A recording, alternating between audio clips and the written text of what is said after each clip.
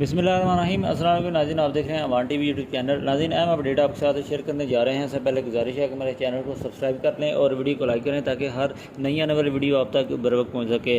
ناظرین، چودھری سعادت نواز اجنالہ اور چودھری خالد اصغر گرال کی جو لفظی جنگ ہے وہ ایک بار پھر میڈیا پر گردش کر رہی ہے۔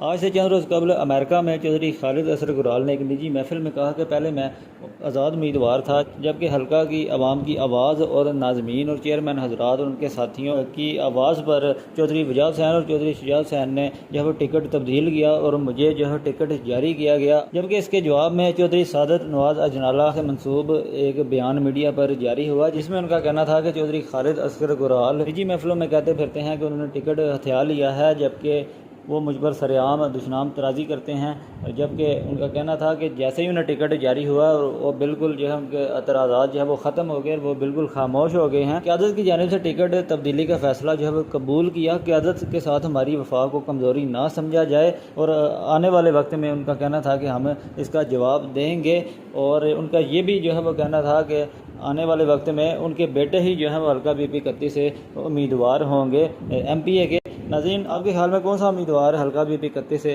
الیکشن کنٹیسٹ کرنے جا رہا ہے؟ اپنی رائے سے ضرور آگاہ کریں۔ اگلی ویڈیو تک کے لیے دیجیے اجازت۔ اللہ حافظ۔